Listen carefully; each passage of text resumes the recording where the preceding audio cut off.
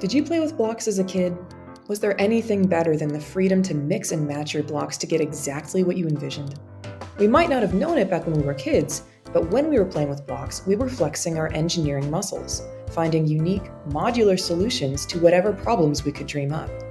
Dr. Martin Schultz of Littelfuse says the modular dream is alive and well in power system design and has some building methods he thinks belongs in power engineers' toy chests.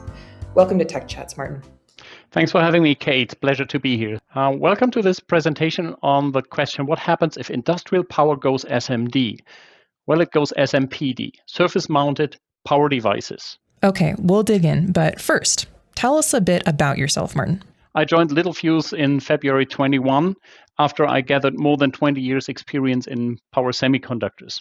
I got a PhD level on power electronics, and among others, I hold several patents, and I'm a proud senior IEEE member. Today's topic is an isolated semiconductor package for power semiconductors. So what does isolated mean here? Walk us through the package that we see here, if you would. Isolated means the first thing you have is a so-called DCB. This DCB is a laminate of ceramic and copper. The copper surface is structured to make the electric routing possible. The lower side is a plain copper area. On top of the structured side, you put the semiconductor chips and the bond wires that connect it to the surrounding schematics. All of this is connected to a lead frame with a very classical copper design, and this later is encapsulated into a mold compound, the black plastics you used to know from SMD package all over the place. This has a low profile, so the package itself is only about 5 to 6 millimeters in height, which makes a low build volume. The top side, which in the picture is the bottom part, coincidentally, is the one where the thermal energy is extracted, so the device features topside cooling. The DCB itself is ceramic in nature, so we have a high isolation strength, several kilovolts capability. And this also allows to mount multiple packages on a common heatsink, which is something you don't get from typical TO-247 or TO-220 packages, which are active on their backsides. So this is an isolated package overview. Okay, so what's this on the lower right-hand side? The picture you see here, the one is a see-through picture where you can take a look into the internal construction, and the right part is the closed picture with the DCB topside in copper shiny surface to be mounted on the heatsink. SMPD, the surface mount power devices packages, is available in at least two different shapes. The first one that you see on the screen is the SMPD X version. This X version contains single switches, single diodes, or co-packs, which achieves the higher power demands, only one switch in one package. In addition, there's the second package, SMPD-B. This SMPD-B package allows building blocks in a wide variety of voltages, currents, technologies. So here, there's MOSFETs, there's IGBTs, there is thyristors in it, and a variety of topologies as well. The packages both have 23 millimeters width and 25 millimeters length, so they share a common footprint and mounting area. Okay, let's talk about the ISO+ line you'll be using as the touch point for this chat. So the whole deal is that it's modular, right? There's multiple technologies inside, like the silicon carbide or silicon MOSFETs, and you can see what Littelfuse means by a wide voltage range, 40 volts to 1700 volts on MOSFETs, 600 volt to 3000 volts even in IGBTs, and there is in IGBTs, and there is diodes, thyristors, and triacs, which make it very convenient to pick the part you need to build your topology. The SMPD-X and the SMPD are the most prominent packages here. There are two further packages which deserve their own show. Okay, well, we'll for sure save that for future tech chats then. So smaller packages, cool. But more space on a PCB is great, but it sometimes comes with trade-offs. What are we looking at here? Having a small device not necessarily means it's easy to lay out a proper design. So what is called a power integrated module, or sometimes also converter inverter break or SIPS device, contains the schematic you see on the screen, consisting of input rectifier, brake chopper, and output 6-pack. And very familiar you are, I hope, with packages like the one shown here. That's a power module that contains all of the schematics in a single building block. And yes, that's compact. But is it convenient? Ooh, that's where they get you. So here is a design, a picture taken from an actual inverter. And you can see that the wires on top are not really convenient. No, not really. The outline that appears here in white is where the power module is mounted on the bottom side of the PCB. And of course, the question comes up, hey, where do you put the mounting screw? The big hole you need to put the mounting screw takes a lot of place, exactly in the area where you want to put the gate drives. Ooh, bummer. So you skip the mounting hole, but then the question is, how do you mount the module?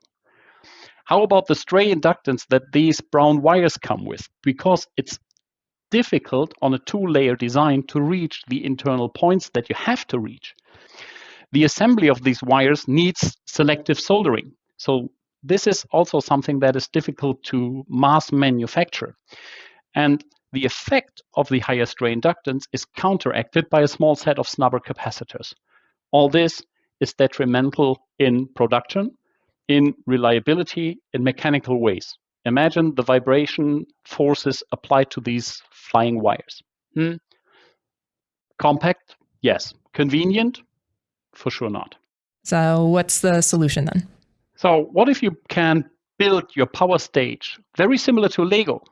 With Lego, you pick the bricks you need and build the part you want.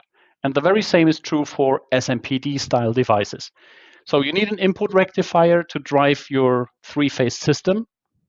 Be my guest. Here is a suitable device in SMPD B housing. Next step is there's a 6-pack needed. And this 6-pack, which is connected to the DC link, can be built from half bridges. Half bridges are available in SMPD in a variety of technologies, IGBTs and MOSFETs, and several voltage and current classes. So it's scalable in design by mechanic approach and in output power. Then you want a brake chopper. And yes, brake chopper is available in SMPD. And to get control over your DC link voltage, you want a boost converter or PFC stage. So this boost chopper as well is the same device. So literally, all those building blocks are available. And if this power level achieved here, we're talking about something like 10 or 20 kilowatts already, can be used using the SMPD X package by using dedicated single devices to even get to higher power level. What if your input rectifier shouldn't be a static diode rectifier, though? Take another path. Remove the rectifier and put in thyristors. This too is available in a variety of voltage classes and current classes. And if a 6-pack input rectifier isn't big enough, who would have guessed, there is bridge rectifiers in 2 phases and single phases as well. So what's the benefit of this package? Well, the benefit is very clearly that you get a freedom to place the device where it comes in handy. So instead of having everything focused on a single place, this switch mode power supply demonstrates how the SMPD eases your work. Conveniently place input rectifier where your input lines come in and put output stages where your output lines exit your design. Why bring everything on a single place? Additionally, all the thermal management gets simplified because you no longer have all the losses on a single place. You can spread the losses onto a larger area, which reduces the power loss density and thus eases not only routing, but also the thermal management issue. Distributed arrangement can take place, which means the groups that functionally belong to a certain place can be arranged in the certain place. So this too is a benefit of having smaller building blocks. And finally, all this is assembled in standard machines using an SMD fully automated pick-and-place unit with standard machines. So very simple in assembling and handling. So I know you saw this question coming because we talked about mounting screws, but how do you use this package with a PCB and a heatsink? So if the heatsink, and you see a cut away picture of one or a schematic of one, the module is soldered to the PCB and then upside down connected to the heatsink. Of course, you need to apply thermal interface material in between, and now you need to apply some force to press the module onto the heatsink. And there are standardized clamps iconized by this black line, And then a screw is used to apply the clamp, and the force to the PCB really makes sure that you have a good thermal connection between the package and the heatsink. So the mounting force applied by clamp is done by a single screw and a single clamp. There are also clamps that don't need screws. They are simply pushed into a milled groove. This too is available by industrial standards. The force that needs to be applied should exceed 50 newtons safely.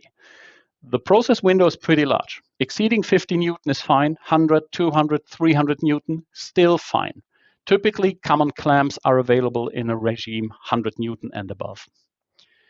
Typically used in schematics where the SMPD package is close to an edge of the PCB or to a straight line where you can easily mount the clamp. Mounting the clamp in the internal parts of the PCB simply consumes a lot of space for the screw in place.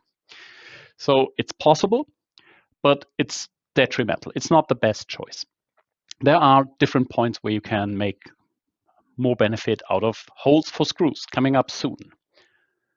Next slide coming up.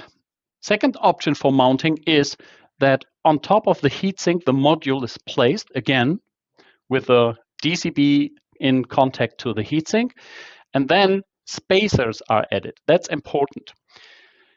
Through these spacers, screws can be applied to connect the module to the heatsink, and the press down force comes from the PCB, which now acts as a spring. So here, mounting force is applied via PCB. This is done by screws which are sufficiently aligned to the center of the modules. So it's beneficial to align the modules to the center line of the module, either of the center lines anyway. And small screws are good enough. So you only need a hole that can handle a 3 millimeter screw. And once you apply something like 0.9 Newton meter of torque, the PCB applies enough pressure for the module to make excellent thermal connection. Again, 50 Newton or more is required. Those 0.9 Newton meters make pretty sure that you exceed those 50 Newton meters and at the same time remain in a safe range of not exceeding the module. Well, it's actually pretty difficult to destroy these modules by such a small thing like an M3 screw. Okay, so talk to us about this really gnarly photo in the bottom left-hand corner here. You see what happens if you do not apply spacers. You have the option to bend the PCB, and this is something that should not happen. Bending the PCB makes a lot of stress to solder joints and especially to ceramic pieces like smaller capacitors. So please keep in mind to apply spacers, which is mandatory to prevent bending the PCB. Spacers need to be slightly less high than the module so that at least some force is applied via the PCB in any case. The third mounting option comes with further screws. So with a larger heatsink with potentially 3 modules that form an output stage mounted onto one PCB, one of the most simple ideas is to take a counter bracket, and then this counter bracket is held down by screws, typically of course with washers and spring washers. So here a counter bracket applies the force that hold down the module, and again you can mount a series of modules, which means if you have a 3-phase output, you got 3 modules. If you build a 5-phase output, you may have 5 modules. If your design is designed to hold the modules in a row, could be n modules, and you need n-1 screws and a suitable bracket to hold them down. Again, please go for metric screws. M3 is perfectly fine. If you want bigger, that's okay. Please check the press down forces, but 3 millimeter screw, 0.9 Newton meter is sufficient. Here again, this makes sure that more than 50 newtons are applied at every module, which is, as I said, important to implement a suitable thermal contact. The supports in this way become obsolete because all the force is now applied via the bracket and immediately is injected onto the place where the modules are located. That's why bending the PCB, as can be seen in the picture, obviously is no longer a threat. All right, if someone doesn't know already, where can they start with brackets? What do they need to know to get started? So the brackets itself is something that for prototyping you can easily do by 3D printing. Oh, 3D printing. For larger quantities, of course, milling it from suitable material potentially non-conductive material is an option. Also, injection molded pieces in mass production, of course, remain an option. And of course, the bracket needs to be individually tuned to your personal design. So here's the last mounting option. And this last mounting option is an intriguing idea to make a holistic approach and build everything around the power device. So if you do, well, there's the PCB with all the components you're used to see. On the bottom side, there's the SMPDs. And again, the recommendation is to hold the PCB in place using screws and spacers. What's different to other approaches is that now the heatsink is the casing. And if the case is built according to the design with the SMPD, then the top part can be built in a way that those red pieces that just appeared are spring elements. Spring elements could be helical springs, could be plastic or rubber parts. And now, by fixing the housing, the pressure is applied to the SMPD device and the thermal connection is done. So here it's very simple to achieve those 50 or more Newton to every device. The housing acts as both the assembly and the heatsink. So this also saves time in assembling. And it simplifies the efforts that you need to do to get an IP65 encapsulation. So if you want something for an airtight or more atmospheric robust packaging, then this could be a way to go and implement everything in one housing, and the housing becomes part of the design itself or also of the thermal design. So the spring elements, as said, depending on your preference, could be helical springs, could be something from plastics, from rubber, from TPU materials, could be 3D printed parts even. So we saw quite a variety of solutions to build those spring elements already.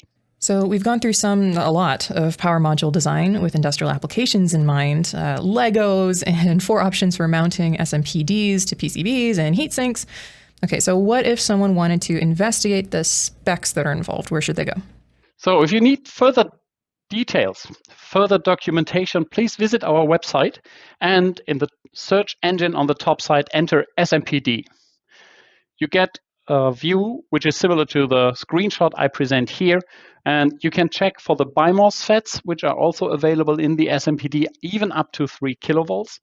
Next part is the IGBTs inside the SMPD, and of course there is MOSFETs available in the SMPD.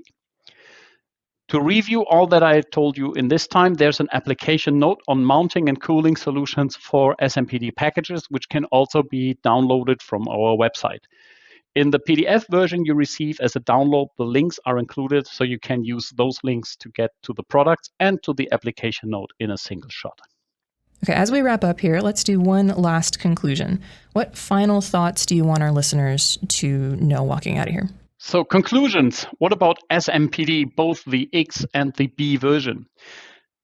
It's part of the ISO Plus family from the IXYS, and we got quite a comprehensive portfolio offering to build any topology that you could desire in a multitude of technologies, current and voltage levels. So really becomes a sort of building block for all your power electronic needs.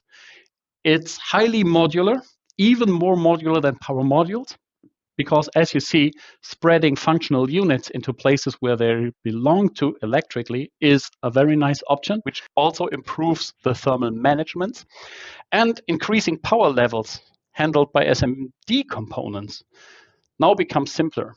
So we got a design that is comparable to the power of small power modules, but now offered in an SMD process that will also be mounted and assembled in SMD lines, which eases production and reduces processing times. All right, we've covered a lot today, but we are out of time. So Martin, what closing thoughts do you have? We listen to what you tell us. So please, thanks for spending the time with us, but also let us know what you think. If you have feedbacks, comments, inputs, let us know. Go to our website and you'll find our landing page, littelfuse.com SMPD Tech Talk. Here you can register and download the presentation as a PDF file, and you can leave a comment, a feedback, anything that you want us to know. Don't hesitate to tell us. Thanks so much for your time today, Martin, and thanks for being here, everyone. We'll catch you all at the next Tech Chat.